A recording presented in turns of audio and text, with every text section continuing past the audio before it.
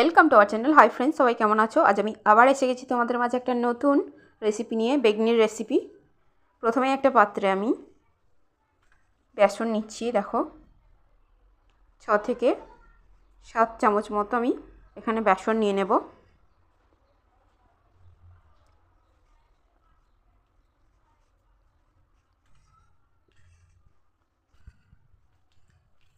এখানে আমার বেসন নেওয়া হয়ে গেছে। এখানে আমি এবার লবণটা দিয়ে দিচ্ছি পরিমাণ মতো। 1 চামচ মতো হলুদের গুঁড়ো, 1 চামচ মতো লঙ্কার গুঁড়ো দিয়ে দিলাম আমি এখানে। এবার আমি এখানে কর্নফ্লাওয়ার দেব 1 চামচ মতো।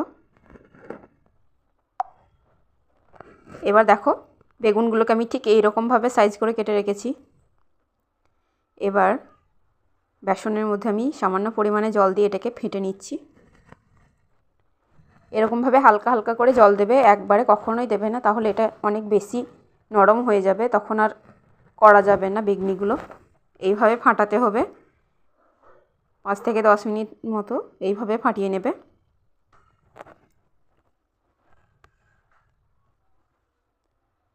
দেখো এবার এটা প্রায় ফুলে এসেছে। এখানে আমি এবার দেখো বেগুনগুলো দিয়ে দিচ্ছি।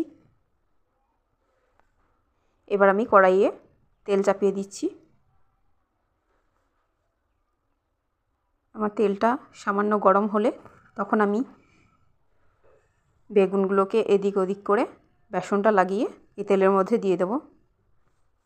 আমার তেল গরম হয়ে গেছে, আমি দিয়ে দিচ্ছি। দেখো 2 দিকে সমান করে বেসন লাগিয়ে দিয়ে দেবে তেলের মধ্যে, তাহলেই খুব সহজে বাজারের মতো একদম বেগনি হয়ে যাবে।